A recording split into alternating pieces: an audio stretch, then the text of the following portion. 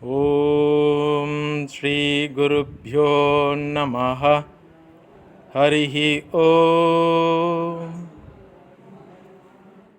ஓம் ஈஸ்வரோ குருராத்மேதி மூர்த்திபேத விபாகினே व्योमवद्व्याप्तदेहाय दक्षिणामूर्तये नमः.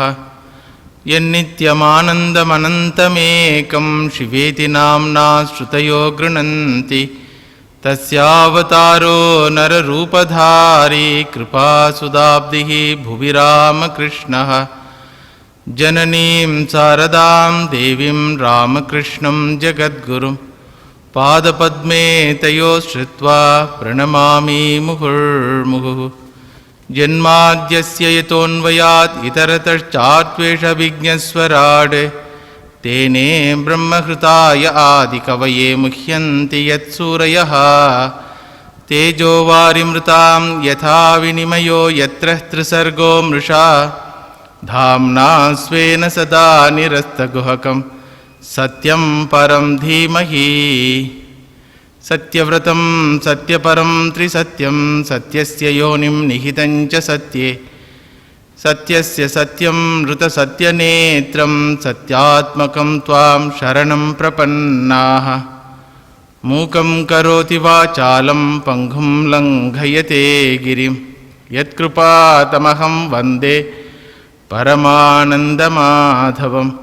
रामाय रामचन्द्राय रामभद्राय वेधसे रघुनाथाय नाथाय सीतायाः पतये नमः. कूजन्तं राम रामेति मधुरं मधुराक्षरम् आरुह्य कविताशाखां वन्दे वाल्मीकिकोकिलं. यत्र यत्र रघुनाथकीर्तनं तत्र तत्र कृतमस्तकाञ्जलिं बाष्पवारि परिपूर्णलोचनं मारुतिं नमत राक्षसान्तकम्.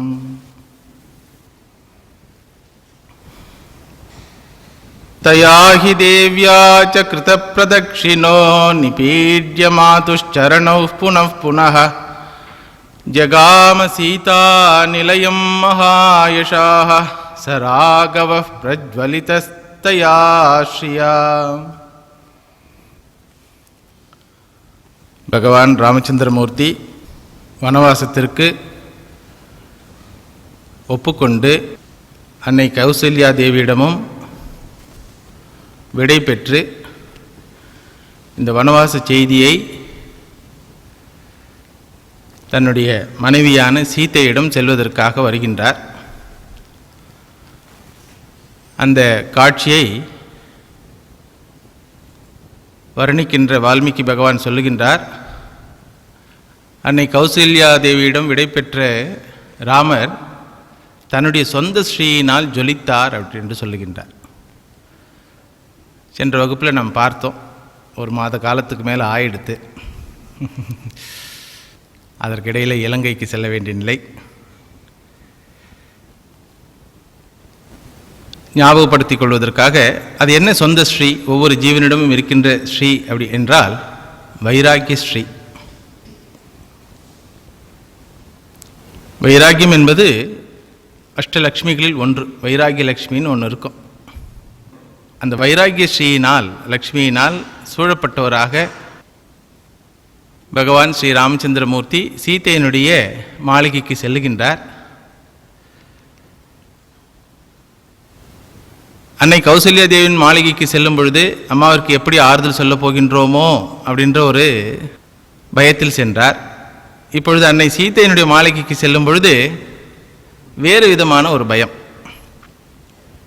பிரவிவேஷராமஸ்து ஸ்வவேஷ்ம சுவிபூஷிதம் பிரஹிருஷ்டஜனசம்பூர்ணம் ஹ்ரியா கிஞ்சித் அவாங்முகः அத சீதா சமுத்பத்ய வேபமானாச்ச தம் பதிம் अपश्यन् शोकसन्तप्तं चिन्ता व्याकुलतेन्द्रियम्.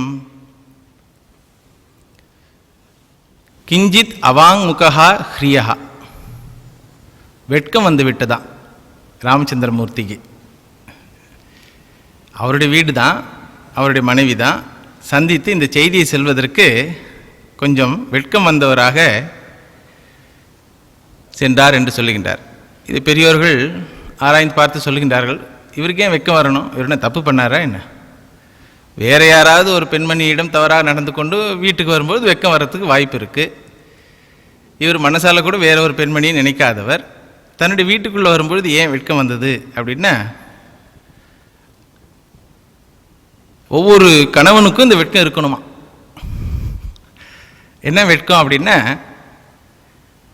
தன்னுடைய மனைவி தன்னுடைய தந்தையை, அதாவது மாமனாரை, தன்னுடைய தந்தையையோ தாயையோ ஒரு சூழ்ச்சிக்காரர் என்று நினைத்து விடக்கூடாதே என்று வெட்கம் வந்தது.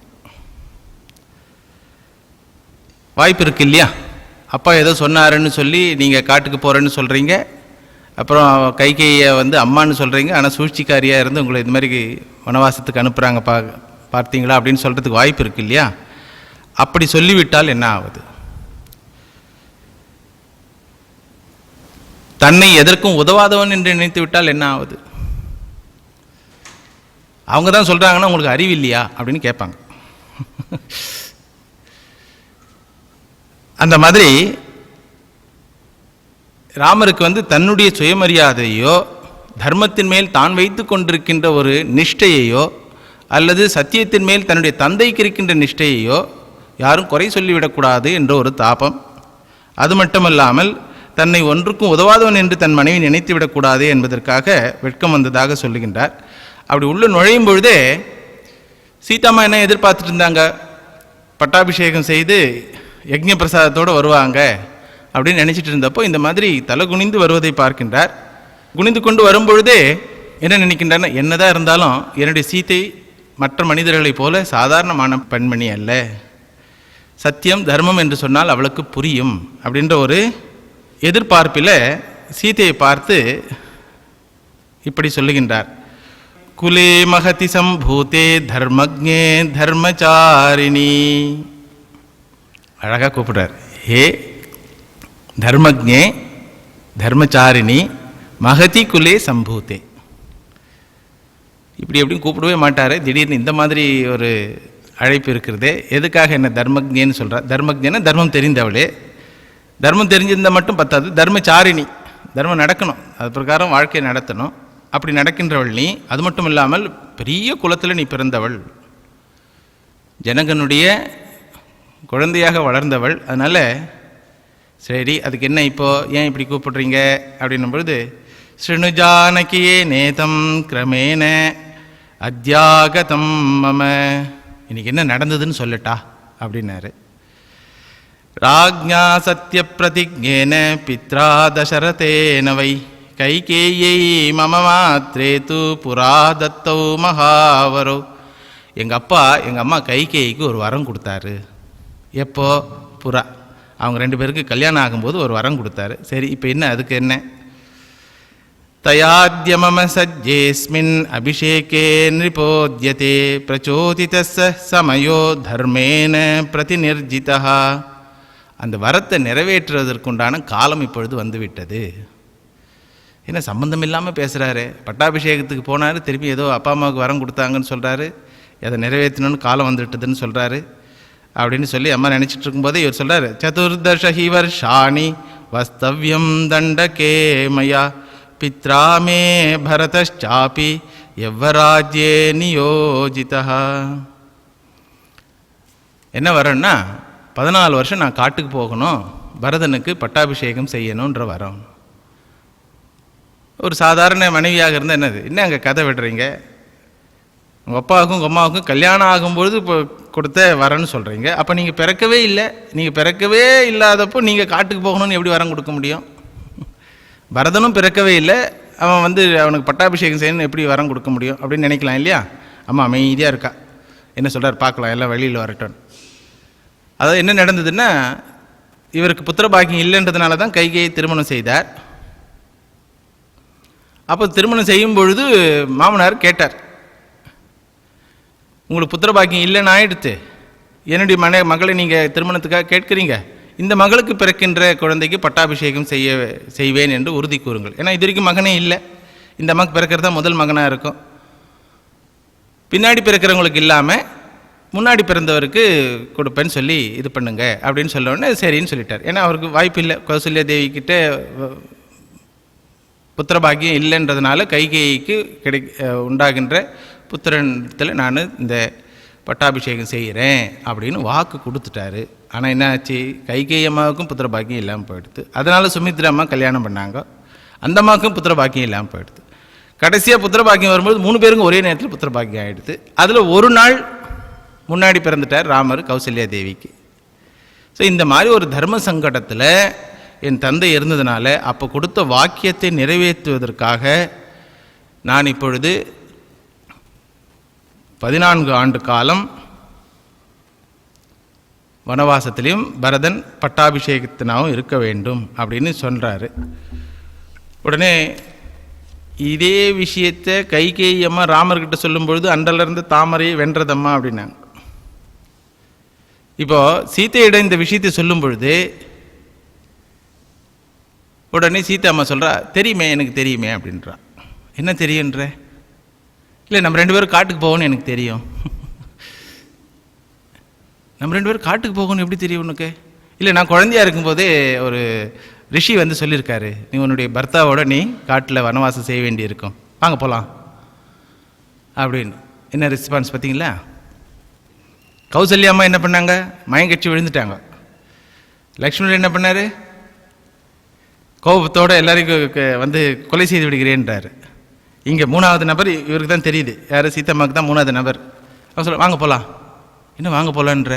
அதான் வனவாசத்துக்கு போகலான்னு தானே முடிவு பண்ணிட்டீங்க, வாங்க நானும் வரேன் அப்படின்னு சொன்ன உடனே ராமர் சொல்கிறாரு, அகம் சாபி பிரதிஜாந்தாம் குரோ சமனுபாலயன் வனம் அத்யைவ யாஸ்யாமி ஸ்திராபவ மனஸ்வினி கல்யமுத்தாய தேவானாம் கிருத்வா பூஜாம் யதாவிதி வந்தித்தவ்யோ தசரதः பிதா மம ஜனேஸ்வரः மாதா ச மம கௌசல்யா விருத்தா சந்தாபகர்ஷிதா தர்மமேவாக்ரதः கிருத்வா त्वत्तः सम्मानमर्हति वन्दितव्याश्च ते नित्यं यासेषा मम मातरः स्नेहप्रणयसम्भोगैः समाही मम मातरः भ्रातृपुत्रौ समौ चापि द्रष्टव्यो च विशेषतः त्वया भरतशत्रुघ्नौ प्राणै प्रियतरौ मम अहं गमिष्यामि महावनं प्रिये त्वया हि वस्तव्यम् इहैव भामिनि यथा व्यलीकं कुरुषेण कस्यचित्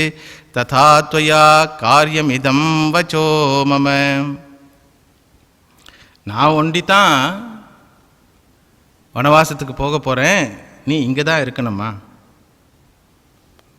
இங்கேருந்து நான் என்ன பண்ணணும், இங்கேருந்து அப்பா அம்மாவுக்கு சேவை செய், பரத சத்ருக்னர்களை உன்னுடைய குழந்தையாகவோ அல்லது அண்ணன்மார்களாகவோ நினைத்து அவர்களுக்கு சேவை செய். எந்த காலத்திலையும் காலையில் எழுந்து பூஜை செய்வதை விட்டு விடாதே. பார்ட்டிங் மெசேஜ் எப்படி இருக்கு பாருங்க.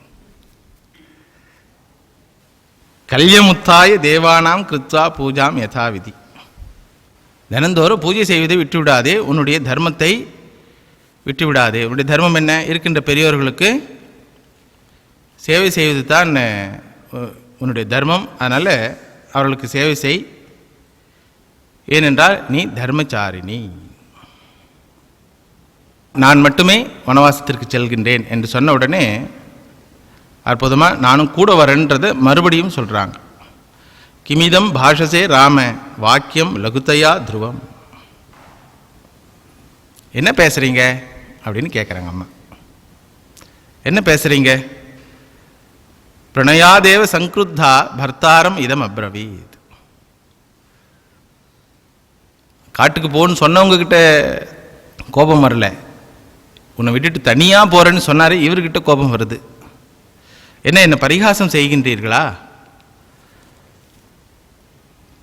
எத்தனையோ ஜென்மங்களில் செய்த புண்ணிய பலனாக நான் உங்களுக்கு மனைவியாக இருக்கின்ற பாக்கியம் எனக்கு இருக்கின்றது, அதை நான் எப்படி விட்டு கொடுத்து விட முடியும்? பர்துர்பாக்யம் து நாத்யேகா பிராப்னோதி புருஷர்ஷப அதச்சைவாகமாதிஷ்டா வனே வஸ்தவ்யம் இத்யபி இஹ பிரேத்ய ச நாரீனாம் பதிரேகோ கதி சதா அக்ரதஸ்தே கமிஷ்யாமி மிருத்கந்தி குஷகண்டகான். நான் உங்களை விட்டு பிரிய மாட்டேன், உங்களுக்கு முன்னால் சென்று உங்களுக்கு தேவையான பணிவிடைகளை செய்வேன். இது என்னுடைய உரிமை. பர்த்துகு பாதச்சாயா விசிஷ்யதே. எத்தனை கஷ்டங்கள் வந்தாலும் கணவனுடன் வாழ்வது தான் ஒரு பெண்மணிக்கு மிகவும் விசேஷமான விஷயம். அது மட்டும் இல்லாமல் என்னை ஒன்றும் தெரியாதவள் என்று நினைத்து விடாதீர்கள். என்னுடைய அப்பாவும் அம்மாவும் மாத்ரா பித்ராச்ச அனுசிஷ்டாஸ்மி. என்னுடைய அப்பா அம்மாவை நான் பின்பற்றுகின்றேன். கொஞ்ச நேரத்துக்கு முன்னாடி கௌசல்யா தேவி கிட்ட என்ன சொன்னார்? அவர் கணவனை விட்டுட்டு வந்துடக்கூடாதுமான்னு சொன்னார்.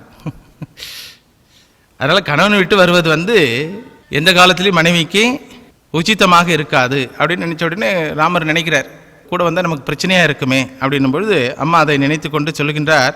சுஷூஷமானாதே நித்யம் நியதா பிரம்மச்சாரிணி சஹரம் சே த்வயா வீர வனேஷு மிருதகந்திஷு தொங்கி கர்த்தும் வனே சக்தோ ராம சம்பரிபாலனம் அந்யஸ்யாபி ஜனஸ்யேஹ கிம் புனஹ மம மானத ஃபலமூலாஷனா நித்யம் பவிஷ்யாமி ந சம்சயः ந தே துக்கம் கரிஷ்யாமி நிவசந்தி த்வயா சஹ சஹத்வயா விஷாலாக்ஷரம்சே பரமநந்தினி ஏவம் வருஷசஹஸ்ராணி சதம் வாபி த்வயா சஹ ஸ்வர்கேபி ச வினா வாசோ பவிதா யதி ராகவ த்வயா வினா நரவ்யாக்ர நாகம் ததபி ரோச்சதே.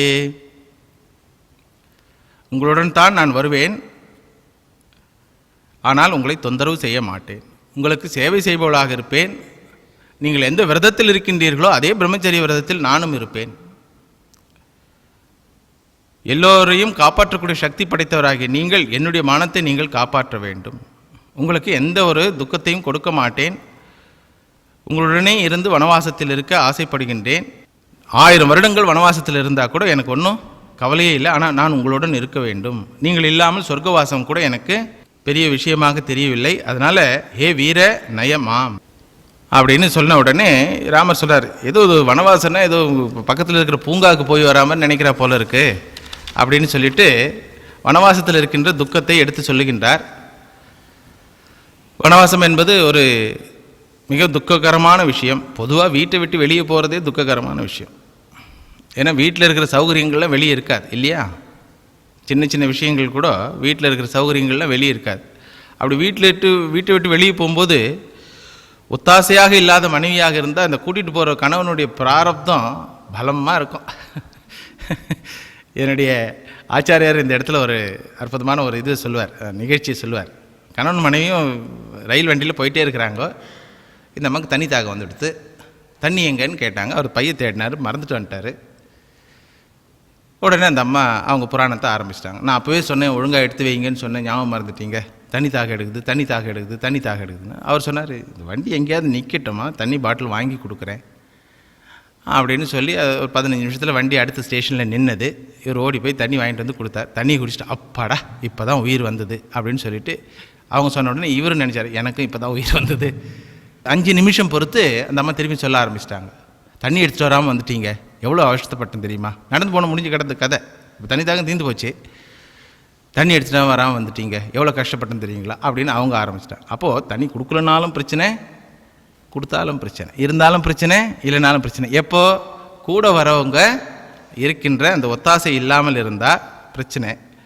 அதை நினைத்து கொண்டு இவர் சொல்கிறார், இது என்ன பூங்காவா நம்ம போகிறது, அடர்ந்த காடுகள் நிறைந்த இடம், எல்லா விதமான பயங்கரங்கள் நிறைந்த இடம், அது மட்டும் இல்லாமல் தரையில் தான் படுக்கணும், ஹாட் வாட்டர்லாம் இருக்காது, முள் செடி அதெல்லாம் கால்களை குத்தும், நீ சொகுசாக வளர்ந்தவள் வாழ்ந்தவள், அதனால் வனவாசம் உனக்கு ஒத்தே வராது. 18 ஸ்லோகம் சொல்கிறார். துக்கமேவ சதா வனம் அப்படின்னு. வனவாசம் என்பது மிகவும் துக்ககரமானது. இதெல்லாம் அப்போ பாருங்கள், வனவாசோ ஹி மகோதயான்னு சொன்னார். எனக்கு வனவாசம் தான் மகோதய காலம்னு சொன்னார். யாருக்கிட்ட லக்ஷ்மணன்கிட்ட சொன்னார். அம்மா கௌசல்யா தேவி கிட்ட பேசிகிட்டு இருக்கும்போது லக்ஷ்மணன் கோவப்பட்டும் போது சொன்னார். அப்போது விஷயம் தெரியாமல் சொல்லலை, எல்லா விஷயமும் தெரியுது. இருந்தாலும் அவர் என்ன சொல்கிறாரு, மகோதயம் என்று சொல்லுகின்றார் வனவாசத்தை. ராட்சசர்கள்லாம் வருவாங்க, அந்த புலி சிங்கம்லாம் உருவம் நம்மளை பார்த்து அப்புறம் உன்னை காப்பாற்றுவதற்கு அதிக முயற்சி எடுக்க வேண்டியிருக்கும். அதனால் அது மட்டும் இல்லாமல் வந்த இடத்துல நீ கோபக்காரியாகி விட்டாலோ அல்லது எதையாவது பார்த்து ஆசைப்பட்டாலும் எனக்கு பிரச்சனை. இதான் முக்கியம். வெளியில் போகும்போது 2 விஷயம் இருக்கக்கூடாதுன்னு சொல்கிறார். கோபம் வந்துடக்கூடாது, ஒருத்தருக்கு ஒருத்தர் அனுசரணையாக நடந்துக்கணும். கோபம் வந்து விட்டாலோ அல்லது எதையாவது ஒன்றை பார்த்து ஆசைப்பட்டாலோ எனக்கு பிரச்சனைன்றார். கரெக்டாக ஆச்சு பார்த்தீங்களா? எதையும் ஆசைப்படலாமா, ஆனால் மானை பார்த்து ஆசைப்பட்டா, அதனால் வந்த வேணை. கர்த்தவ்யா தபசம் மதிஹி, எப்போவுமே உன்னுடைய மனசு எப்படி இருக்கணும்? தபஸில் இருக்கணும். அதெல்லாம் நீ என் கூட வந்தால் நடக்காது அப்படின்னு சொன்ன உடனே அம்மா சீத்தை வந்து சொல்கிறாங்க, நீங்கள் எதெல்லாம் தோஷம்னு சொல்கிறீங்களோ அதெல்லாம் குணமாக நான் பார்க்குறேன். என்ன தோஷம்னு சொன்னீங்க? இந்த மாதிரி வனத்தில் இருந்தால் விலங்குகள்லாம் உருவமும் நம்மை கொலை செய்ய வந்து விடுன்றீங்க. ஆனால் என்னை பொறுத்த வரைக்கும் நம்ம 2 பேருடைய தரிசனமே விலங்குகளுக்கு ஒரு அற்புதமான ஒரு உணர்வை கொடுக்கும். என்ன சொல்கிற? அப்படி அதிருஷ்டபூர்வம் அப்படின்றாமா. இது வரைக்கும் அவங்க பார்க்காத காட்சியை ஒன்று பார்ப்பாங்க. எப்படி சொல்கிறேன்னு, எப்போவுமே பிரம்மன் நிஷ்டையில் இருந்த என்னுடைய அப்பா உங்களை முதல்ல பார்த்த உடனே என்ன திருஷ்டி இருந்தது? அவருக்கு மனசு மயங்கிட்டார் இல்லையா? அந்த மாதிரி இந்த விலங்குகள்லாம் கூட நம்முடைய அற்புதமான ஒரு உருவத்தை பார்த்து நேசிக்க ஆரம்பிக்கும். அதுக்கப்புறம் நம்ம ஜாலியாக ஆற்றுல குளிக்கலாம். வீட்டில் இருந்தால் அதில் மாளிகையில் இருந்து அதெல்லாம் பண்ண முடியாது இல்லையா?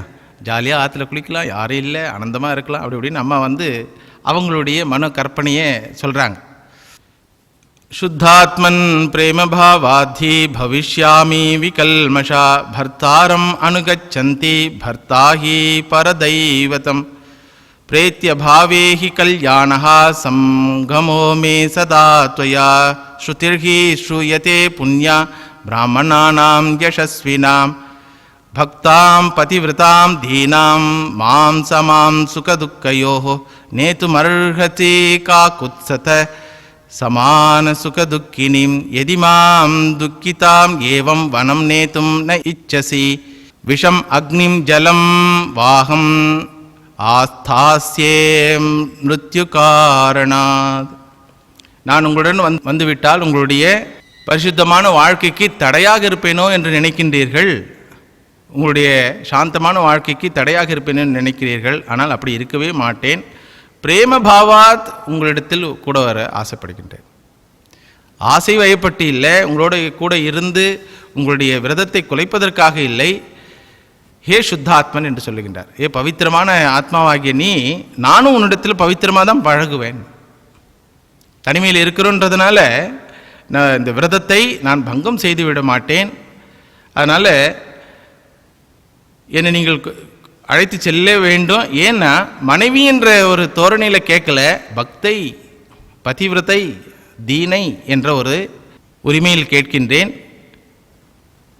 ரொம்ப கஷ்டம் இருக்குமா அப்படின்னும் பொழுது அம்மா சொல்கிறாங்க, சமாம் சுகதுக்கையோகோ, சுகமும் துக்கமும் எனக்கு சமம். இது வரைக்கும் அம்மா வந்து துக்கம் அனுபவிச்சதா இல்லை. வால்மீகி ராமாயணத்தை பொறுத்த வரைக்கும் குழந்தையாக இருந்த வரைக்கும், கல்யாணம் ஆகிற வரைக்கும் அரண்மனை வாசம், கல்யாணம் ஆன பிறகும் அரண்மனை வாசம் தான். ராமருக்காவது வனவாசம் எப்படி இருக்குன்னு கொஞ்சமாவது ஒரு தெரிஞ்சிருக்கும், விஸ்வாமித்திரர் கூட போயிருந்தப்போ. அம்மாவுக்கு எதுவுமே தெரியாது. இருந்தாலும் அம்மா சொல்கிறாங்க, நானும் சமதர்ஷி தான். எனக்கும் சுகம் வந்தாலும் சரி துக்கம் வந்தாலும் சரி, சமாம் சுகதுக்கையோகோ சமான சுகதிக்கினீம். அற்புதமான வார்த்தைகள். சுகதுக்கத்தில் எனக்கு மனசு சமமாக இருக்கும். அது மட்டும் இல்லை, உங்களுடைய சுகதுக்கத்தில் எனக்கு சமம் பங்கு இருக்கின்றது. என்ன சொல்லி என்னை வந்து திருமணம் செய்து கொண்டு வந்தீர்கள்? நல்லா இருக்கும்போது மட்டும்தான் நான் உங்கள் கூட இருக்கணுமா? உங்களுக்கு துக்கம் வரும்பொழுது நான் உங்களிடத்தில் இல்லாமல் இருக்க வேண்டுமா? அதனால் எனக்கு எந்த பிரச்சனையும் கிடையாது. அதனால் நீங்கள் என்னை விட்டு சென்று விட்டால் திரும்பி வரும்பொழுது சூன்யமான அந்தப்புறத்தை தான் நீங்கள் பார்ப்பீர்கள். நீங்கள் மறைந்த பிறகு உடனடியாக நான் என்னுடைய உருவத்தையே மறைத்துக் கொள்வேன், நான் இறந்து விடுவேன் அப்படின்னு, தற்கொலை செய்து கொள்வேன் அப்படின்னு சொன்ன உடனே ராமர் அப்பவும் அசரலை. ஏதோ ஒரு இதில் பேசுகிறா அப்படின்னு சொல்லிட்டு ராமர் அமைதியாக இருக்கின்றார். இந்த வேண்டுதலும் பலிக்கவில்லையே அப்படின்னு சொல்லிட்டு அம்மா வந்து மறுபடியும் ஒரு விஷயத்தை சொல்லுகின்றார்கள். சாத்தம் உத்தமசம் விக்னா சீதா விபுலவக்ஷசம் பிரணயாச்ச அபிமானாச்ச பரிசிக்ஷேப ராகவம். ராமரை தூக்கி எறிந்து பேசினாள் அப்படின்றார். முதல்ல வேண்டுதல், அப்புறம் கெஞ்சுதல், அப்புறம் என்ன அடுத்தது என்ன, தூக்கி எறிஞ்சு பேசினாள். இது ஏன் அற்புதமாக சொல்கிறாருன்னா, இது ராமருடைய கௌரவத்துக்கு இது எப்பயாவது ஒரு தடவை தான் நடக்கும். பரிச்சிக்ஷேப ராகவம், நாட்டு யாதவம், யாதவம் இல்லை, பரிச்சிக்ஷேப யாதவம்னா கிருஷ்ணன். கிருஷ்ணனை தூக்கி எறிஞ்சு பேசாதவங்களே யாரும் இல்லை. அது தினந்தோறும் நடக்கிற கதை அவங்க வீட்டில். ஆனால் ராமருடைய கௌரவத்திற்கு இந்த வார்த்தைகள், சீத்தையினால் சொல்லப்பட்ட வார்த்தைகள் வந்து ஒரு பரிகாசமான ஒரு வார்த்தைகள் அப்படின்ட்டு சொல்கிறார். அப்படி என்ன தான் சொல்லிட்டா அப்படின்னா, கிம் துவா அமன்யத வை தேகா பிதாமே மிதிலாதிபஹ ராம ஜாமாதரம் பிராப்ய ஸ்திரியம் புருஷ விக்கிரகம். எங்கள் அப்பா உங்களை பற்றி என்ன நினைப்பாருன்னு கேட்டான். இந்த வார்த்தை வந்து ஒரு தன்மானம் உள்ள ஒரு புருஷனுக்கு வந்து தகாத வார்த்தைன்னு சொல்கிறாங்க பெரியவங்க. எப்படின்றத விளக்குறேன். எங்கள் அப்பா உங்களை என்ன நினைப்பார்? கிம் துவா அமன்யத வைதேக. எங்கள் அப்பா யார்? உலகம் இருக்குதா இல்லையான்னு கூட தெரியாமல் வாழ்ந்து கொண்டிருந்தவர். அவருடைய மிதிலையே வந்து இப்போ நெருப்பு பற்றி எரியும் பொழுது என்னுடையது எதுவும் இல்லை இழப்பதற்கு அப்படின்னு உட்கார்ந்திருந்தவர். அப்படிப்பட்டவர் என்ன வந்து உங்கள் கைப்பிடிச்சு கொடுக்கும்போது என்ன சொன்னார்? இயம் சீதா மம சுதா, இயம் சீதா மம சுதா, என்னுடைய பொண்ணுன்னு என்னுடையதுன்னு அவர் சொந்தம் கொண்டாடினது அவருடைய வாழ்க்கையில் ஒன்று இருக்கின்றது என்றால் அது நான். அப்படிப்பட்ட அப்பா கொடுத்து திருமணம் செய்விக்கப்பட்ட நான், அந்த மாமனார் உங்களை பற்றி என்ன நினைப்பார் அப்படின்னா என்ன அர்த்தம்னா, அன்பாக இருக்கிறேன்னு சொல்லி காட்டுக்கு அனுப்புகிற உங்கள் அப்பா மாதிரி இல்லை, எங்கள் அப்பா உண்மையாலுமே அன்பானவர். எப்படி யோசிச்சா தான் புரியும். இதில் பெரியவங்கள யோசித்து தியானம் பண்ணி வச்சுருக்குறாங்க. எங்கள் அப்பா உங்களை பற்றி என்ன நினைப்பாருன்னா என்ன அர்த்தம்? உங்கள் அப்பா மாதிரி இல்லை, எல்லாம் நல்லா இருக்கிறான் அது இதுன்னு சொல்லிவிட்டு கடைசியாக 14 வருஷம் அனுப்பிச்சிட்டான் பத்தியா அப்படின்றதுக்கு பதிலாக இப்படி அம்மா சொல்கிறா, எங்கள் அப்பா மே பிதா, என்னுடைய பிதா, மிதிலாதிபகா, சாதாரண பிதா இல்லை, நான் வந்து ஒரு ராஜகன்னியாக வளர்ந்து வந்தவள். ராம அப்படின்னா ராமா அசடுன்னு அர்த்தம். அதாவது உன்னுடைய இயற்கையான குணத்திற்கு விரோதமாக இப்போ நிற்கிற நீ அப்படின்றது அர்த்தம். அப்படின்னு என்ன அர்த்தம்னா, ராமருக்கு எப்பவும் என்ன கம்பீரியம், தைரியம். எங்கேருந்து இந்த பயம் வந்தது? எங்கேருந்து இந்த பயம் வந்தது உனக்கு? வனவாசத்துக்கு போகும்பொழுது கூட பயம் வரல, என்ன கூட்டிகிட்டு போகிறதுக்கு எங்கேருந்து இந்த பயம் வந்தது? இந்த மாதிரி ஒரு பயமடைந்த நிலையில் ஒன்று பார்ப்பதற்கே கொஞ்சம் வெட்கமாக இருக்கின்றது. அதை பார்த்து இந்த பயமடைந்தான் ராமன் அப்படின்னு கேள்விப்பட்டு எங்கள் அப்பா உங்களை பற்றி என்ன நினைப்பார் பார்த்தீங்களா? ராமாயணத்து பிரகாரம் கல்யாணத்துக்கு அப்புறம் ஜனக மகாராஜா வந்ததா எந்த ஒரு பதிவும் இல்லை. கல்யாணம் ஆகி 12 வருஷம் ஆச்சு, இருந்தாலும் அம்மா ஞாபகம் வச்சுட்ருக்கிறா பார்த்தீங்களா? அவர் வந்தாரா, தலை தீபாவளி கொண்டாடினாரா, இல்லை மாப்பிள்ளை அழைச்சாரா, இல்லை எதுவுமே இல்லை. கல்யாணம் பண்ணி கொடுத்தாரு, அதுக்கப்புறம் இவங்க வந்துட்டாங்க, அவ்வளோதான். 12 வருஷத்துக்கு மேலே ஆயிடுத்து.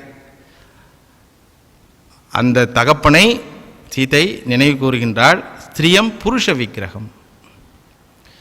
எங்கள் அப்பா உங்களை பற்றி என்ன நினைப்பார்? ஏன் அப்படி சொல்கிற அப்படின்னா, நீங்கள் ஆண் உருவில் இருக்கின்ற பெண்ணாக நினைத்து விட்டால், ஆண் உருவில் இருக்கின்ற பெண்ணாக உங்களை நினைத்து விட்டால் என்ன ஆகிறது? இது வந்து பெரிய பிரம்மாஸ்திரமாக. இது ராமரை திட்டினதில் அதிகபட்ச திட்டுதல் இதுதான். ஏன்னா ஒரு சத்திரியனுக்கு பெண்மை படைத்தவனே அப்படின்னு சொல்லிவிட்டா கோபம் வந்துடும், அது யாராக இருந்தாலும். ஏன்னா அவனுக்கு அந்த சத்திரியனுக்கு வந்து இந்த ஆண்மை வீரன் தான் அவனுடைய அடையாளமே. அதையே ஒருத்தர் வந்து சந்தேகப்பட்டு விடுகின்றார்கள் அப்படின்னா அவனுக்கு கோபம் வந்துடும். அதனால தான் மகாபாரத போரில் கூட அர்ஜுனன் பக்கத்தில் சிகண்டி போரிடணும்னு சொன்ன உடனே அர்ஜுனன் ஒத்துக்க மாட்டேன்றான். சீச்சி இது என்னது இது அப்படின்றான். ஏன்னா சிகண்டி 2 கட்டான்றது எல்லாருக்கும் தெரியும். நான் ஒரு வீரன், எனக்கு சகாயத்துக்காக இந்த 2 கட்டானா அப்படின்னு சொல்லி ஒத்துக்க மாட்டேன்றார் இல்லையா அர்ஜுனன்? அதே மாதிரி ஒரு வீரனை, அதுவும் ஒரு ராஜாவை பார்த்து இந்த மாதிரி ஸ்திரியம் புருஷ விக்கிரகம், பெண்ணை போல் நீ வந்து பயப்படாதே. பெண்மணிகள் தான் பயப்படுவாங்க சின்ன விஷயத்துக்கெல்லாம். கரப்பாம்பூச்சி பார்த்தா கூட பெண்கள் பயப்படுவாங்க. அது வந்து நீ அந்த மாதிரி இருக்காதே, ஏன் உங்கள் அப்பா எதோ நாள் நினச்சிட்டு போட்டோமே, எனக்கு என்ன இருக்குது, எனக்கு என்னை பற்றி தெரியாது. இல்லை இல்லை அப்படி சொல்லிடாதே, அவர் பிரம்மஜானி. பிரம்மஜானி ஏதாவது ஒன்று சொல்லிட்டாருன்னா அதான் தொடரும். ராமர் பயந்தாருன்னு ஒரு பிரம்மஜானி சொல்லிட்டாருன்னா அவர் என்ன பண்ண, அவர் சிஷ்யர் சொல்லிக் கொடுப்பார். என்னன்னு சொல்லிக் கொடுப்பார்? ராமர் பயந்துட்டார். பிரம்மஜானியோட சர்டிஃபிகேட் தான் ரொம்ப முக்கியம். பிற்காலத்தில் ராமரே சொல்ல போகிறார் அதை.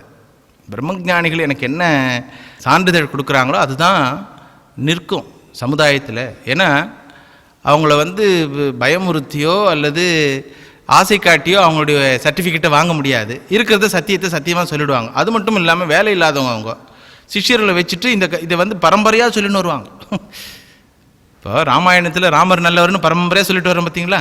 ராவணன் கெட்டவன் பரம்பரையாக யார் சொல்லிக் கொடுத்தது? ஒரு பிரம்மஜானி தான், வால்மீகி ரிஷி சொல்லிக் கொடுத்தது தான். அதனால் பிரம்மஜானியினுடைய சான்றிதழ் வேண்டாம் நீங்கள் சொல்லிட முடியாது. அப்பா உங்களை பற்றி என்ன நினைப்பார்? அது மட்டுமல்ல, உன்னால் என்னை காப்பாற்ற முடியாதுன்னு நீங்கள் சொல்கிறீங்களே, அது மிகப்பெரிய பொய். அன்ருதம் பதலோ கோயம் அஜ்ஞானாத்யதி வக்ஷதி தேஜோ நாஸ்தி பரம் ராமே தபதீவ திவாகரே கிம்ஹி கிருத்வா விஷன்னஸ்தம் குதோவா பயமஸ்திதே யது பரித்யக்தும் காமஸ்துவம் மாம் அனன்யபராயணம். எப்படி உங்களுக்கு இந்த பயம் வந்தது? ராமனிடத்தில் பிறரை காப்பாற்றுகின்ற சக்தி இல்லை என்று சொல்வது எப்படி இருக்கும்னா, சூரியனிடத்தில் வெளிச்சமும் நெருப்பும் இல்லை அப்படின்னு சொல்கிற மாதிரி இருக்குது. அதனால் உங்களுக்கு எங்கேருந்து திவாகரகா, சூரியன், திவாகரன்னா சூரியன், திவாகரன் தன்னுடைய ஒளியை இழந்து விட்டான் என்று சொல்வதை போல் இருக்கின்றது. நீங்கள் உங்களுடைய தேஜஸை இழந்து விட்டீர்கள் என்று சொல்வது. எங்கிருந்து இந்த பயம் வந்தது? அதனால் இந்த பயம் உங்களுடைய ஆரிய, அதாவது உங்களுடைய ராஜவம்சத்திற்கு நல்லதல்ல. அது மட்டும் இல்லை, சரணாகத வத்சலன்னு சொல்லியிருக்கிறார் உங்களை. எதை கேட்டாலும் கொடுக்கின்றவர் என்று சொல்லியிருக்கின்றார்கள் பெரியோர்கள். அப்புறம் அப்பாவே சொல்லியிருக்கிறாரு. அதனால் மாம் அனன்ய பராயணம், எனக்கு எந்த அந்நியமும் இல்லை, எனக்கு வேறு யாரும் கதி இல்லை, நீங்கள் தான் என்னை காப்பாற்றணும். அதனால் பயப்படாதீங்க. நீங்கள் என்னை வரவாண்டான்னு சொன்னாலும் நான் வருவேன், உங்களுடைய வார்த்தையை மீறுவேன். என்னடி இப்படி சொல்கிற? கணவனுடைய வார்த்தையை மதிக்கணும், ஏன் இப்படி சொல்கிறேன்னு? இல்லை, மதிக்கக்கூடாது, எல்லா இடத்துலையும் மதிச்சிடவும் கூடாது. ஏன் அப்படி சொல்கிறேன்னு? சாவித்திரி மதிச்சாலா? அம்மா பாருங்கள், எங்கள் பிரமாணம் காட்டுறா பார்த்தீங்களா. சத்தியவான் காட்டுக்கு வரவானான்னு சொன்னால் சாவித்திரி மதிச்சாலா? அது அம்மா சொல்கிறாங்க, ஜுமத்சேன சுதம் வீரம் சத்யவந்தம் அனுவிரதாம் சாவித்ரீம் இவமாம் வித்தி துவம் ஆத்மவசவர்த்தினி. என்ன நினச்சிக்கினீங்க? சத்தியவான் பின்னாடி போன சாவித்திரி மாதிரி நான் உங்கள் பின்னாடி கண்டிப்பாக வருவேன் அப்படின்னு சொல்லிட்டு, அப்படியும் வரவானான்னு சொன்னீங்கன்னா வேறு யாருக்கிட்டே போ, அவன் பரதன் கூட இரு, இல்லை இங்கே இரு அங்கே இருன்னு சொன்னால் நான் என்ன ஒரு நாட்டிய பெண்மணியா அப்படின்னு கேட்குறேன். நான் என்ன நாட்டிய பெண்மணியா கை மாற்றி விடுறதுக்கு? நீங்கள் என்ன கை மாற்றி விடுற ஆளா அப்படின்னு கேட்குறோம். இதெல்லாம் சாதாரணமாக கேட்டுட்டு முடியாது. ராமரை போய் இதுவெல்லாம் கேட்க முடியாது. நீங்கள் என்ன கை மாற்றி விடுற ஆள்? சைலூஷக இவமாம் ராம பரேபியோ தாத்தும் இச்சசி. சைலூஷகனா கை மாற்றி விடுற ஆள். அதனால் என்னை நீங்கள் இன்னொரு இடத்துல தள்ளவே முடியாது. ஏனென்றால் என் கையை பிடிக்கும் பொழுது சத்தியம் செய்து கொடுத்திருக்கிறீர்கள், வாழ்வோ தாழ்வோ என்னை நீங்கள் விடமாட்டேன் என்று பர்த்தானா என்ன அர்த்தம்? பர்த்தானா என்ன அர்த்தம்? எப்பொழுதும் தாங்கி கொண்டிருப்பவர். அதனால் உங்களுக்கு கஷ்டம் வந்ததுன்னு சொல்லிட்டு நான் உங்களுக்கு தொந்தரவு கொடுப்பேன்றதுனால என்னை தள்ளி விட்டு சென்று விடுகின்றீர்களா? அதனால் அதை நான் ஒத்துக்கொள்ளவே மாட்டேன். அது மட்டுமல்ல, நீங்கள் உங்கள் தர்மத்தில் நிற்கணும்னு ஆசைப்படுறீங்களே, என் தர்மத்தில் நான் நிற்கணும்னு ஏன் சொல்ல மாட்டேன்றீங்க? எல்லாருக்கும் தர்மம் சொல்லிட்டு இருக்கிறீங்க. அம்மா கிட்ட தர்மம் சொல்லும்போது கணவனோடு இருக்கிறது தான் தர்மம்னு சொல்கிறீங்க. உங்கள் தர்மத்தில் நீங்கள் இருக்கணும்னு சொல்கிறீங்க. இப்போது அப்பா கொடுத்த வாக்கை மீறக்கூடாது அப்படின்றதுக்கு வனவாசத்துக்கு போகிறேன்றீங்க. நான் என்னுடைய தாய் தந்தைக்கு நான் வாக்கு கொடுத்துருக்கிறேன், எந்த காலத்திலும் உங்களை விட்டு விட மாட்டேன்னு சொல்லிட்டு. அப்புறம் கல்யாணத்தப்போ நானும் உங்களுக்கு வாக்கு கொடுத்துருக்கேன், சப்தபதியில் அது ஒரு வாக்கு வரும். அப்போ நான் என்னுடைய வாக்கை நான் எப்படி மீற முடியும்? நீங்கள் உங்கள் வாக்கை காப்பாற்றுறதுக்கு நான் எந்த ஒரு ஆட்சேபனையும் செய்யலை. நான் என்ன சொல்கிறேன், அதில் என்னையும் சேர்த்து கொள்ளுங்கள். பதிவிரதா தர்மம் பாலயன். நீங்கள் சத்திய பாலனம் பண்ணுங்க, நான் பதிவிரதா தர்மம் பாலனம் பண்ணுறேன். சத்தியத்தினுடைய மகிமை எனக்கு தெரியும். நான் எதுவும் அதை பற்றி தப்பே சொல்லலை. அப்பாவை திட்டினேன்னா, அம்மாவை திட்டினேன்னா வாங்க போகலான்னு தானே சொன்னேன். ஆனால் நான் உங்களுக்கு எந்த காலத்திலையும் ஒரு பாரமாக இருக்க மாட்டேன். உங்கள் மகிழ்ச்சியை நான் அதிகரிப்பவளாக இருப்பேன். அதனால் என்னுடைய அன்பை நீங்கள் ஏன் புரிந்து கொள்ள மாட்டேன்றீர்கள்? இல்லடி, இப்போ இந்த நேரத்தில் ஏதோ ஒரு உணர்ச்சி வசப்பட்டு கூட வந்துட்டு அப்புறம் அங்கே வந்த உடனே 2 நாளில் அம்மாவை பார்க்கணும், மாமியாரை பார்க்கணும், மாமனாரை பார்க்கணுன்னு வந்துடுச்சுன்னா உடனே அம்மா சொல்கிறா, இதெல்லாம் கற்பனையில் அம்மா சொல்கிறேன், இதெல்லாம் சொல்லுவாருன்னு அவர் தெரிஞ்சு அம்மா சொல்கிற, அதெல்லாம் கிடையாது, எனக்கு ஹோம் சிக்கே வராது.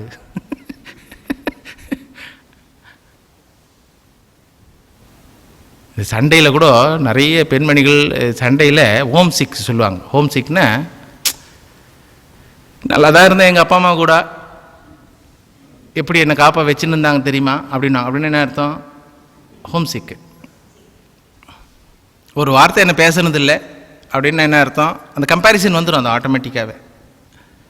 அந்த மாதிரி எதுவும் வராது அப்படின்னு சொல்லி அம்மா வாக்கு கொடுக்கின்றாள்.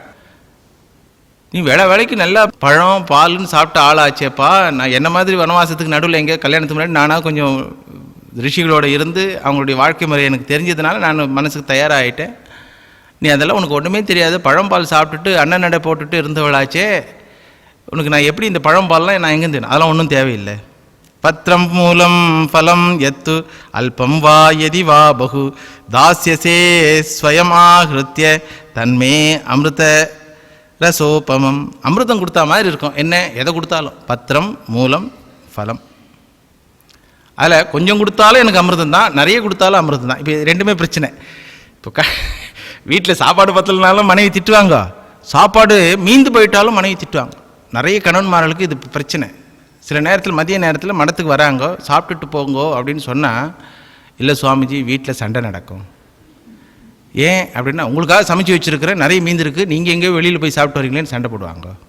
அம்மா சொல்கிறா, அதெல்லாம் நான் பண்ண மாட்டேன். நீங்கள் என்ன, அதாவது அல்பம் வா எதிவா பகு, நிறைய இருந்தாலும் நான் உங்கள்கிட்ட சண்டை போட மாட்டேன், குறைவாக இருந்தாலும் நான் உங்களிடத்தில் சண்டை போடும். அதாவது என்ன சொல்கிறாங்க அம்மா, என்ன, நான் சண்டை போட மாட்டேன், எதுவாக இருந்தாலும் கடைசி வரை நான் ஒத்துக்கொள்வேன். அதனால் யஸ்த்வயா சக சசுர்கோ நிறையோ யஸ்த்வயா வினா இதி ஜானன் பராம் பிரீத்திம் கச்சராம மயா சக. உன்னிடத்தில் கூட இருப்பதா என்றால் நரகத்திற்கு கூட நான் தயார், உன்னை விட்டு செல்வதா என்றால் சொர்க்கத்திற்கு கூட நான் போக தயாராக இல்லை. அதனால் இது என்னுடைய தீர்மானமான முடிவு. இந்த முடிவை நீ தெரிந்து கொண்டு கச்சராம மயா சக, என்னையும் அழைத்து செல், 2 பேரும் வனவாசத்தில் இருப்போம்.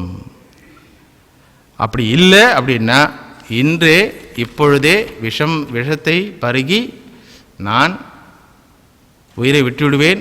விஷம் கிடைக்காம நீ பண்ணிட்டீங்கன்னா தூக்கு போட்டுன்னு சேர்த்துருவேன்றாமா. உஜ்ஜிதஸ்தயா ஸ்வயா நாத ததைவ மரணம் வரம் அப்படின்னு சொல்லி ரொம்ப அழுதாங்களாம் அம்மா. இதிசா சோகசந்தப்தா விலப்பிய கருணம் பகு சுக்ரோஷ பதிமாயஸ்தா பிருஷம் ஆலிங்கிய சஸ்வரம். ராகம் போட்டு அழுதாங்களாம். ராமரை கட்டி பிடித்து கொண்டு ராகத்தோடு அழுதார்கள் என்று வால்மீகி இந்த காட்சியை சொல்லுகின்றார். இது பார்த்த உடனே ஐயோ இது இந்த அம்மா விடமாட்டா போல இருக்கு அப்படின்னு சொல்லிட்டு, அப்போ ராமர் சொல்கிறாரு, நீ இப்படி அழணும்னு நான் எதிர்பார்த்தேன், அப்போ தான் கூட்டிகிட்டு போகலான்னு ஆசைப்பட்டேன் அப்படின்றார். இதுலேயும் சைக்காலஜி இருக்கு. வா போகலாம் அப்படின்னு இவர் கூப்பிட்டு போயிட்டு இருந்தாருன்னு வச்சுங்களேன், அங்கே ஏதோ பிரச்சனை இருந்தால் என்ன கேட்பாங்க, அந்த அம்மா என்ன கேட்டிங்களா, எனக்கு இஷ்டம் இருக்குதான்னு கேட்டிங்களா, வான்னு சொன்னீங்க வந்துட்டேன், இவ்வளோ கஷ்டம் இருக்குன்னு எனக்கு என்ன தெரியும், இங்கெல்லாம் என்ன இருக்குதுன்னு எதாவது சொன்னீங்களா அப்படின்னு சொல்லுவாங்க இல்லையா. அதனால் ராமர் சொல்கிறாரு, ந தேவி தவ துக்கேன ஸ்வர்க்கம் அபி அபிரோச்சதே நஹிமே அஸ்தி பயம் கிஞ்சித் ஸ்வயம்போரிவ சர்வதः தவ சர்வம் அபிப்ராயம் அவிஜ்ஞாய சுபானனே வாசம் ந ரோச்சயே அரண்யே சக்திமான் அபி ரக்ஷனே. உன்னுடைய அபிப்பிராயத்தை தெரிந்து கொள்ளாமல் நான் அழைத்து சென்றிருந்தால், நான் எவ்வளவுதான் சக்திமானாக இருந்தாலும் உன்னுடைய மனதில் இருக்கின்ற துக்கத்தை என்னால் நீக்க முடியாது என்றதுனால உன்னுடைய உண்மையான அபிப்பிராயம் என்ன என்று நான் தெரிந்து கொள்ள ஆசைப்பட்டேன். அதனால தான் வர வேண்டான்னு சொன்னேன். நான் வேணான்னு சொல்லணும், நீ வரணும். இது ஒரு அற்புதமான இந்திய கலாச்சாரம். இதில் ஒரு படிப்பினை இருக்கின்றது. ராமர் மனைவியினுடைய துக்கத்தை பற்றி கவலைப்படுகின்றார். சீதை தன் சுகத்தை பற்றி கவலைப்படாமல் ராமருடைய துக்கத்தை பற்றி கவலைப்படுகின்றார். அதாவது இப்போ மாடர்ன் வேர்ல்டு என்ன பண்ணுறாங்க, தான் சுகத்தை மட்டும்தான் எல்லாரும் எதிர்பார்க்குறாங்க. அந்த சுகத்துக்கு யாராவது துணையாக இருந்தால் அவரை துணை என்று வைத்துக் கொள்கின்றார்கள். அந்த சுகத்துக்கு அவர் தடையாக இருந்தால் கோர்ட்டுக்கு போய் டைவர்ஸ் பண்ணிடுறார். மேற்கத்திய கலாச்சாரத்தில் கொரட்டை விட்டாவே டைவர்ஸ் தான். இரவில் கொரட்டை விடுறாங்க இல்லையா, அது மிக முக்கியமான காரணமாக. டைவர்ஸ்க்கு என்ன தமிழில்? விவாகரத்து. அவுட் ஆஃப் சிலபஸ் இல்லையா? விவாகரத்து செஞ்சிடுறாங்க. எதுக்கு? என்னுடைய சுகத்துக்கு நீ காரணமாக இல்லை என்றால் அடுத்த நாளே விவாகரத்து. ஆனால் இங்கே அம்மா சொல்கிறா, உங்களுடைய துக்கத்தில் எனக்கு பங்கு இருக்கு, அதை கொடுக்க நீங்கள் மறுக்க முடியாது. நானும் துக்கம் அடைவேன் உங்களோடு சேர்ந்து. அதாவது தியாக புத்தின்னு சொல்லுவாங்க. நம்ம சம்பிரதாயமே நாட் ரைட் பேஸ்டு சம்பிரதாயா, பட் டியூட்டி பேஸ்டு சம்பிரதாயம். எனக்கு என்ன கிடைக்கும்னு கேட்குற சம்பிரதாயமே கிடையாது வைதிக சம்பிரதாயம். என்னால் என்ன கொடுக்க முடியும்னு கேட்குற சம்பிரதாயம். இப்பெல்லாம் குழந்தைய பார்த்து அம்மா சொல்கிறாங்க, உன்னை பெத்தவண்டான்றாங்க. அது குழந்தை சொல்லணும். சாஸ்திரம் சொல்லுது, மாத்ரு தேவோ பவ பித்ரு தேவோ பவ. யார்கிட்ட சொல்லுது? குழந்தைகிட்ட சொல்லுது. அப்பா அம்மா கிட்ட என்ன சொல்லுது? வந்திருக்கிறவன் வேதோசி வேதோசி வேதோசி பகவான். ஆனால் நீ என்ன கொடுக்க முடியும்னு யோசி, உனக்கு என்ன கிடைக்குன்னு யோசிக்காத. அதே மாதிரி இங்கே ராமர் என்ன சொல்கிறாரு, உனக்கு துக்கம் விடக்கூடாதுன்னு தான் நான் பயந்த மாதிரி நடித்தேன். எனக்கு துக்கம் வரும்பொழுது நீ என்னிடத்தில் துக்கத்தில் பங்கெடுத்துக்கொள் அப்படின்னு சொல்கிற அதிகாரம் எனக்கு இல்லை. நான் பங்கெடுத்துக்கொள்வேன்னு சொல்கிற அதிகாரம் உனக்கு இருக்குதே தவிர நீ என்னிடத்தில் பங்கெடுத்துக்கொள் அப்படின்னு சொல்கிற அதிகாரம் எனக்கு இல்லை. இப்போ ஒரு கணவனை ஜெயிலில் போட்டுடுறாங்க, என் ஒய்ஃபையும் கொஞ்சம் கூட அனுப்புங்க சொல்ல முடியுமா? சொல்ல முடியுங்களா? சொல்ல முடியாது. ஆனால் ஒய்ஃப் என்ன பண்ணலாம், அவர் விட்டு நான் தனியாக இருக்க முடியாதுங்க, என்னை அனுப்புங்கன்னு சொல்லி மன்றாடலாம். அனுப்புகிறாங்களோ இல்லையா, அது ரெண்டாவது விஷயம். ஸோ நானும் உங்களிடத்தில் சேர்ந்து துன்பப்படுவேன் அப்படின்னு சொல்கிறது ஒரு மிகப்பெரிய தியாக புத்தி. இதை தான் சுவாமி விவேகானந்தர் சொல்கிறாரு, இந்த தேசத்தினுடைய லட்சியம் இது. O India, never forget that your ideal is mother Sita அப்படின்னு சொல்கிறார். இந்தியாவே மறந்து விடாதே, உன்னுடைய லட்சியம் அன்னை சீதை என்று சொல்கின்றார். எதை வைத்து சொல்கிறாரு? இது ஒரு காரணம். என்ன காரணம்னா, தியாகம் செய்வதற்காக சண்டையிடுகின்றார். போகத்துக்காக தான் எல்லாரும் சண்டை போடுவாங்க இல்லையா? போக வஸ்து எனக்கு கிடைக்கணும், அது கிடைக்கலன்னு சண்டை போடுவாங்க. உங்களை கட்டிக்கின்னு என்னத்த கண்டேன் சொல்கிறாங்க இல்லையா? என்ன அர்த்தம் அது? 2 குழந்தைக்கு தாயாக இருப்பாங்க, இல்லை 2 குழந்தைக்கு தந்தையாக இருப்பாங்க. 2 பேரும் சொல்கிறாங்க, உன்னை கட்டிட்டு நான் என்னத்தை கண்டேன் அப்படின்னா என்ன அர்த்தம்? போகத்துக்காக ஆசைப்பட்டு நான் உங்களிடத்தில் சேர்ந்தேன், அது எனக்கு கிடைக்கவில்லை என்ற ஒரு தாபம். ஆனால் இங்கே அன்னை சீதை என்ன சொல்கிறா, துக்கத்தில் நான் இருப்பேன், உங்கள் துக்கத்தில் நான் கூட இருப்பேன். அது என்னுடைய கடமை மட்டும் இல்லை, என்னுடைய ஆசையும் கூட. நான் உங்களுக்கு தான் கல்யாணம் பண்ண வைக்கப்பட்டேனே தவிர உங்களுடைய ராஜ்யத்திற்கோ நீங்கள் இருக்கின்ற பதவிக்கோ நீங்கள் வைத்து கொண்டிருக்கின்ற சொத்துக்கோ கல்யாணம் பண்ணிக்கலன்னு சொல்கிறாங்க. பொதுவாக இப்போல்லாம் கல்யாணம் எப்படி நடக்குது? கல்யாண பேச்சுவார்த்தை நடக்கும்போதே என்ன நடக்குது? முதல் வார்த்தை என்ன இருக்கு? சொல்லுங்க, எவ்வளோ போடுவாங்க? 4 அடி தான் போடணும். எவ்வளோ கொடுப்பாங்க? இல்லைன்னா மாப்பிள்ளை என்ன செய்கிறார்? ஒரு காலத்தில் மாப்பிள்ளை என்ன செய்கிறான்னு கேட்டுருந்தாங்க. இப்போ பொண்ணு என்ன வேலை செய்கிறான்னு கேட்க ஆரம்பிச்சிட்டாங்க. அசிங்கம். ஏன்னா இவர் சம்பாத்தியத்தில் அது நடக்காதுன்னு முடிவாயிடுச்சு. எப்படி? அப்போ அந்த அம்மாவும் வேலை செய்யணும், எதிர்பார்ப்பு பாருங்க. அப்படி இருக்கின்ற இதில் நான் உங்களைத்தான் திருமணம் செய்து கொண்டேனே தவிர நீங்கள் வைத்துக்கின்ற சொத்தையோ அரண்மனையோ அல்லது பதவியை நான் திருமணம் செய்யலை. அப்படி அது சேர்ந்து திருமணம் பண்ணியிருந்தால் நீங்கள் அரண்மனை விட்டு போகும்போது சரி நீங்கள் இருந்துட்டு போங்க, நான் இருந்துட்டு போகிறேன்னு சொல்லலாம். நான் உங்களுக்கு தான் கல்யாணம் பண்ண வச்சுப்பட்டேன், ஆனால் நீங்கள் எங்கே போகிறீங்களோ நான் கூடவே வருவேன். அன்னை சீத்தையை பொறுத்த வரைக்கும் வாழ்க்கையுடைய லட்சியமே என்ன அப்படின்னா போகம் இல்லை. ராமர் சொல்கிறார் இல்லையா, நாகமர்த்த பரோ தேவி லோகமாவத்சு முத்சகே வித்திமாம் ரிஷிபி துல்லியம் கேவலம் தர்மம் ஆசிரிதம். தர்மத்துக்காக மட்டும்தான் வாழ்க்கை, கடமைகளை செய்வதற்காகத்தான் வாழ்க்கையை தவிர போகத்தை அனுபவிப்பது வாழ்க்கையினுடைய லட்சியமாக இருக்கவே இருக்காது. என்னுடைய கடமை எப்பொழுதும் உங்களுடைய சுகத்திலையும் துக்கத்திலையும் பங்கு கொள்வது என்னுடைய கடமை. அதற்காக எந்த ஒரு தியாகத்தையும் நான் செய்ய தயாராக இருக்கின்றேன். இப்போ இருக்கிற சமுதாயத்தில் பார்த்தீங்கன்னா ஆண்கள் எதை செய்கிறாங்களோ அதை காப்பி அடிக்கிறாங்க. பெண்களும் ஆண்கள் இந்த மாதிரி உடை எடுத்துக்கொள்கிறார்களா, சரி நாங்களும். ஆண்கள் இந்த வேலைக்கு போகிறாங்களா, நாங்களும். அம்மா என்ன சொல்கிறா, உங்களுக்கு என்ன கடமை நீங்கள் அதை செய்யுங்க, என்னுடைய கடமை நான் செய்கிறேன். சக தர்ம சாரிணின்னு பேர் அதற்கு. அதாவது ஒவ்வொரு 2 பேருக்கும் 2 லட்சியங்கள் இல்லை, ஒரே லட்சியம்தான். என்ன லட்சியம்? உங்கள் கடமையை நீங்கள் செய்யுங்கள், என்னுடைய கடமையை நான் செய்கின்றேன் என்ற ஒரு லட்சியம்.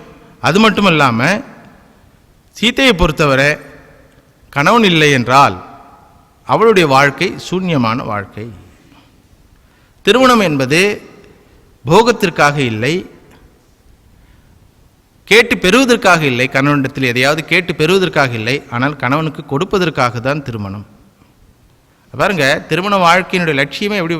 தியாகே நைக்கே அமிர்தத்வமா நசுகு உபனிஷத் சொல்லுது. தியாகம் இல்லாமல் ஒரு மனிதனுக்கு ஞானம் கிடைப்பதற்கோ பகவத் தரிசனம் கிடைப்பதற்கு வாய்ப்பே இல்லை. அதுக்கு 2 வழி, நிவர்த்தி மார்க்கம், பிரவருத்தி மார்க்கம். நிவர்த்தி மார்க்கம் சன்னியாசிகள், ஆசிரம சன்னியாசம் பெற்றுக்கொண்ட சன்னியாசிகளுடைய மார்க்கம். ஆனால் பிரவருத்தி மார்களின் தியாகத்தை நம்முடைய பெரியோர்கள் வைத்திருக்கின்றார்கள். என்ன தியாகம்னா, உன்னுடைய விருப்பு வெறுப்புகளுக்கு வாழ்க்கை இல்லாமல் உன் குடும்பத்தினுடைய விருப்பு வெறுப்புகளுக்கு வாழ்க்கை உன் வாழ்க்கையாக. இது அப்படியே ஆப்போசிட்டாக இருப்பார். அதனால சுவாமி விவேகானந்தர் சொல்கிறார், O India, never forget that your ideal is mother Sita.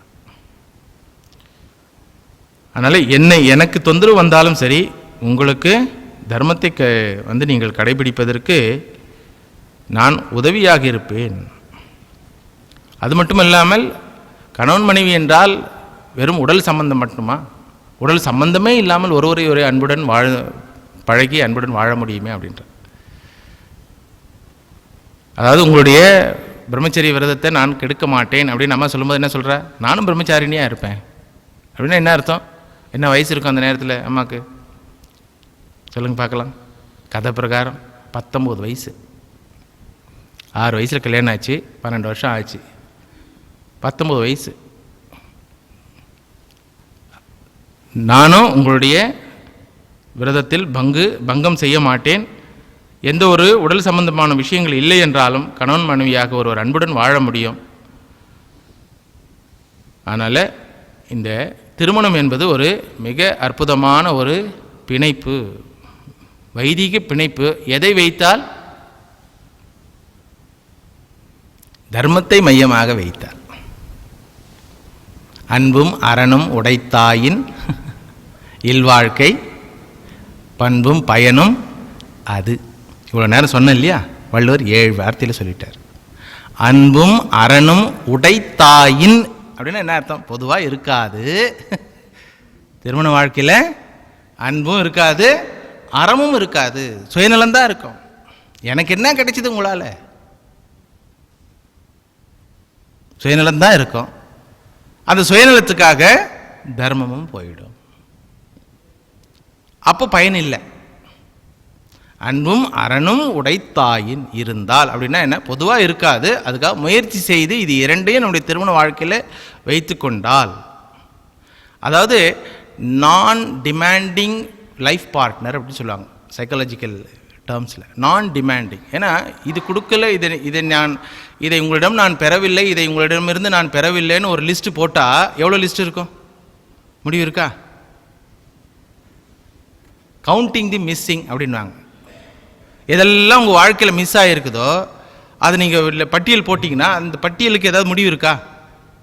உங்களிடமிருந்து இது கிடைக்கல, உங்களிடமிருந்து இது கிடைக்கல, உங்களை கட்டிட்டு என்னத்தை கண்டேன்னா இத்தனை கண்டு இருக்கிறியாமா? அந்த லிஸ்ட்டு வரவே வராது. ஏன் சொல்லுங்க?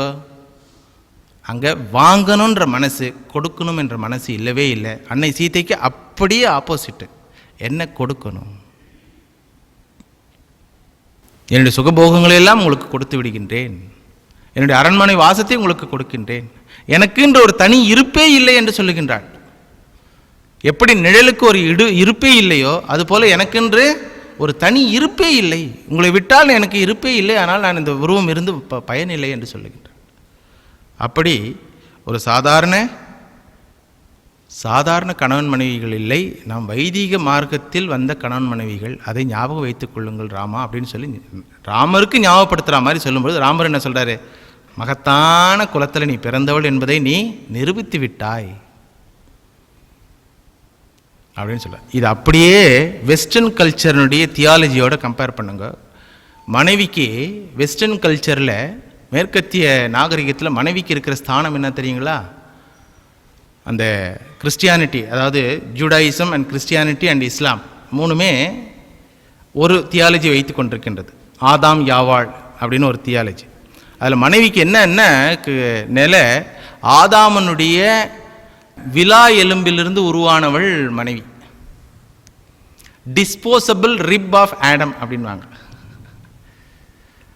அதனால் அவளுக்கு ஒரு தனி இருப்பு இல்லை, போக வஸ்து அவள், சிருஷ்டியில் ஒருத்தர். அவங்க 100 ஆண்டுகளுக்கு முன்பு வரை எல்லாரும் என்ன நம்பிக்கொண்டிருந்தாலும் பெண்களுக்கு ஆன்மா இல்லை. 50 ஆண்டுகளுக்கு முன்பு வரை கூட மேற்கத்திய நாடுகளில் ஓட்டுரிமை கூட இல்லை, சிட்டிசன்ஷிப் கூட கிடையாது. தெரியுங்களா? 50 ஆண்டுகளுக்கு முன்னாடி தான் அதை கொடுத்தாங்க, என்ன சண்டை போட்டாங்க. இதுக்கெல்லாம் இந்த ஃப்ரீடம், விமன் ஃப்ரீடம் மூமெண்ட்டுன்னு அங்கே தான் ஆரம்பிச்சிது. இங்கே எதுவுமே இல்லை. ஏன்னா இங்கே வந்து ஆப்போசிட்டு, ஜென்ஸ் ஃப்ரீடம் மூமெண்ட்டு தான் இங்கே ஆரம்பிச்சிருக்கணும். ஏன்னா மொத்த சாவி அம்மா கிட்ட தானே இருக்கு. சுவாமி விவேகானந்த இந்திய கலாச்சாரத்தை பற்றி சொல்லும் பொழுது சொல்லுவார், எங்கள் குடும்பத்துக்கு தலைவர் யாருன்னா அப்பா இல்லை, அம்மா தான் தலைவர். சாவி, மொத்த சாவியும் வருது. 15 குழந்தைகளை பெறக்கூடிய அளவுக்கு ஒரு உடல் வலிமையும், அந்த 15 குழந்தைங்களும் 15 வருஷம் டிஃப்ரென்ஸு. எல்லா குழந்தைகளோட மனோநிலையை புரிந்து கொண்டு பழகுகின்ற வளர்க்கின்ற மனோ வலிமையும், எல்லாத்துக்கு மேலே 16ஆவதாக இந்த ஆள் உக்காந்துன்னுப்பார். யார்? பேக்கு மாதிரி உக்காந்துன்னுப்பார் மாமா. அவரையும் குழந்தையாக தான் கூட்டிகிட்டு போவாங்க அம்மா. ஏன்னா வயசாகிட்டுருக்கோம் அவருக்கு. அந்த காலத்தில் வயசு வித்தியாசம் என்ன, 8 வருஷம் 10 வருஷம் வயசு வித்தியாசம். அப்படி எல்லாரையும் வழிநடத்தி செல்லுகின்ற குடும்ப தலைவர் பொறுப்பு யாருக்குன்னா ஆண் இல்லை, பெண் தான் அப்படின்னு சுவாமி விவேகானந்தர் சொல்றார். அதே மாதிரி இங்கே நம்முடைய கலாச்சாரத்தில் தியாகம் வாழ்க்கையினுடைய லட்சியம். யார் அதிகமாக தியாகம் செய்கின்றார்களோ அவர்கள் இந்த சமுதாயத்தில் உயர்ந்த நிலையை அடைகின்றார்கள். குடும்பத்தில் தியாகம் செய்வதற்கு அதிகமான வாய்ப்பு யாருக்கு இருக்கு? பெண்மணிகளுக்கு இருக்கிறது, தாய்மார்களுக்கு இருக்கின்றது. அந்த நிலையை அவர்கள் விட்டுவிடக்கூடாது. அப்படி விட்டதனால சமுதாயத்தில் குழப்பங்கள். மேற்கத்திய நாடுகளில் ரைட் பேஸ்டு சொசைட்டி, இதை கொடு அதை கொடு, இது right to education, right to live, அதெல்லாம் ரைட் பேஸ்டு. அதெல்லாம் இந்த ரைட்ஸை வந்து ஆரம்பித்த பெண்கள் விடுதலைக்காக போராடினாங்க ஒரு அம்மா, பெட்டி ஃப்ரீடன் அப்படின்னு ஒரு அம்மா. அவங்க ஒரு புஸ்தகம் எழுதியிருக்காங்க, feminine mistake, phase 1 phase 2. Phase 1 எழுதுகிறாங்க, ஆண்கள் தான் எங்களுடைய கீழான நிலைக்கு காரணம், அவர்களுடைய மனோநிலை தான் காரணம் அப்படின்னு எழுதுகிறாங்க. ஃபேஸ் 2 அதே அம்மா எழுதுகிறாங்க, பெண்கள் தான் ஆண்களுடைய நிலைக்கு காரணம். எப்பொழுது பெண்கள் ஆண்களை காப்பியடிக்க தொடங்கி விட்டார்களோ அப்பொழுது அவருடைய விடுதலை சென்று விட்டது. அதனால் பெண்கள் பெண்களாக இருக்க வேண்டும், அவர்களுடைய கடமைகளை செய்ய வேண்டும். இதை நன்றாக சொல்லுவது எதுன்னா இந்திய கலாச்சாரம். காப்பி அடிக்கிறது இல்லை நம்ம கலாச்சாரத்தில். அந்த காலத்திலலாம் யாரும் காப்பி அடிக்க மாட்டாங்க. உங்களுடைய டியூட்டி என்ன, நீங்கள் அதை பண்ணுங்க. பிராமணன் பிராமணனுடைய கடமையை செய்து கொண்டிருந்தான், சத்திரியன் சத்திரிய கடமை, வைசியன் வைசிய கடமை. இப்போ யாரும் எந்த கடமையும் செய்யறதில்லை.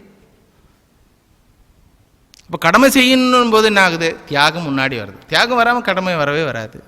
ஏன்னா கடமைக்காக தியாகம் கண்டிப்பான ஒரு தேவையாக இருப்பதனால எல்லாரும் கடமையை விடுறதுக்கு காரணம் என்ன சொல்லுங்க, போகத்தில் இருக்கிற ஆசை. நேரத்துக்கு அலுவலகத்துக்கு செல்லணும், ஏன் போக மாட்டேன்றாங்க? இருக்கின்ற அலுவலக வேலையை செய்யணும், ஏன் செய்ய மாட்டேன்றாங்க? அரசாங்க ஊழியர்கள்லாம் கொடுத்த சம்பளம் பத்தலை, வாங்கிட்டு இருக்காரு, 1 லட்சம் வாங்குறாரு, ஆனால் கிம்பளம் வரல. அப்போ எதுக்குப்பா நீ ஆஃபீஸ் பாரு? கையெழுத்து போட்டதுக்கு ஆஃபீஸு, வேலை செய்கிறதுக்கு நீங்கள் கொடுங்க.